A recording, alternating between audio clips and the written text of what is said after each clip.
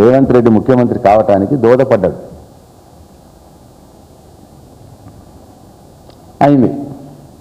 Assembly ఎలక్షన్లు అయిపోయినాయి. తర్వాత పార్లమెంట్ ఎలక్షన్లు వచ్చినాయి. రాగానే అప్పుడు మళ్ళా ఘోష్ కమిషన్ అనే అపాయింట్మెంట్ జరుగుతుంది.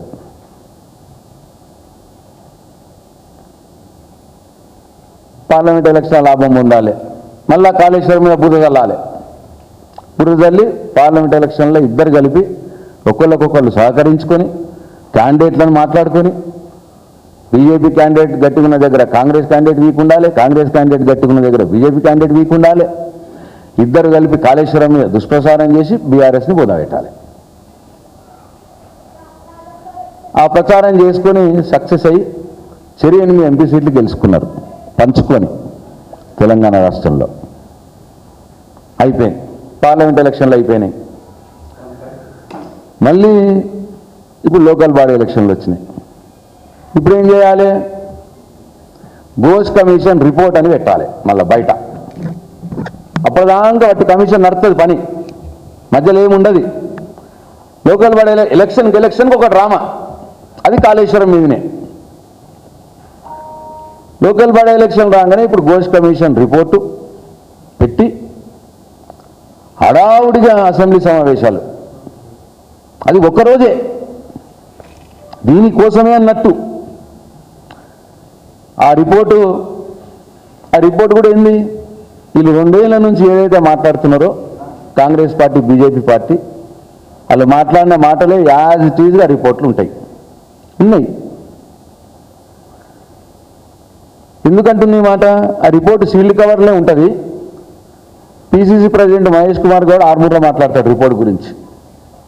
ఆ రిపోర్ట్ సీల్డ్ కవర్లే ఉంటుంది, బయటకు రాలే. ఇంకా కొన్ని పత్రికలు, వాళ్ళ ఫేవరబుల్ పత్రికలు ఉన్నాయి 2, తెలంగాణ వ్యతిరేక శక్తులైనటువంటి పత్రికలు, తెలంగాణ అభివృద్ధి నిరోధక శక్తులైనటువంటి పత్రికలు. ఆ 2 పత్రికల్లో పెద్ద బ్యానర్ ఐటమ్, ఘోష్ రిపోర్టులో ఈ విషయాలున్నాయి, మొత్తం కేసీఆరే కర్త కర్మ క్రియ, వాళ్ళ ఇది వస్తుంది, ఆ కేసు అవుతుంది, ఈ కేసు అవుతుంది. ఇక రిపోర్టే బయట వల్లే సీల్డ్ కవర్లకి వెళ్ళి. కానీ ఆ 2 పేపర్లు మాత్రం రాస్తాయి పెద్దగా.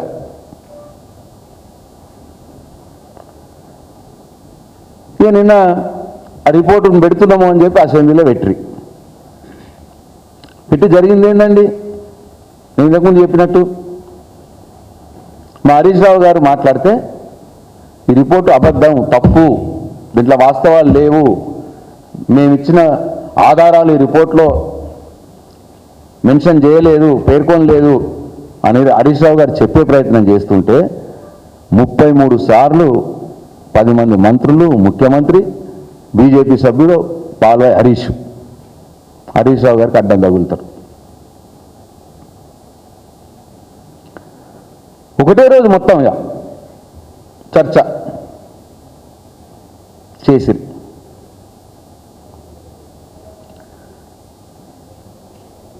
రాత్రి దానిక మాకు అవకాశం ఇవ్వకుండా మా మైక్ నొక్కేసి ఇక వాళ్ళు చెప్పిందే చెప్పి దీని అంతా ఏమర్థం చేసుకోవాలి? కాళేశ్వరంలో మేడిగడ్డ బ్యారేజ్లో చిన్న సమస్యని, చీమంత సమస్యని 350 కోట్ల కంటే తక్కువ విలువ గల నష్టం జరిగే సమస్యని 4 రోజుల్లో ఎన్డీఎస్ఏ వస్తుంది, 7 రోజుల్లో రిపోర్ట్ ఇస్తుంది. మరి నేను అడుగుతున్నా, ఈ రాష్ట్రంలో పెద్దవాగు కొట్టుకపోయింది, అక్కడికి ఎన్డీఎస్ఏ ఎందుకు రాలేదు? ఈ కాంగ్రెస్ ప్రభుత్వం వచ్చినాకనే పెద్దవాగు కొట్టుకపోయింది, అక్కడికి ఎన్డీఎస్ఏ ఎందుకు రాలేదు? సుంకిశాల గోడ కూలిపోయింది, అక్కడికి ఎన్డీఎస్ఏ ఎందుకు రాలేదు? వట్టం పంపౌజు నీళ్ళలో మునిగిపోయింది, అక్కడికి ఎన్డీఎస్ఏ ఎందుకు రాలేదు? సుంకిశాల టనల్ మొత్తం కుప్పగూలిపోయి 8 మంది చనిపోయి ఇంకా మృతదేహాలు కూడా బయటకు వెళ్ళే, ఎస్ఎల్బీసీ టనెల్ మొత్తం కూలిపోయి 8 మంది చనిపోయి మృతదేహాలు కూడా బయటకు తీయలేక పరిస్థితి. వేల కోట్ల నష్టం ఎస్ఎల్బీసీ టనెల్ కూలిపోతే. అయినా అక్కడికి ఎన్డీఎస్ఏ రాదు. కానీ 3 పిల్లర్లు కుంగి 350 కంటే తక్కువ కోట్ల నష్టం జరిగితే మేడిగడ్డకు మాత్రం ఎన్డీఎస్ఏ 4 రోజుల్లో వస్తుంది, 7 రోజుల్లో రిపోర్ట్ ఇస్తుంది.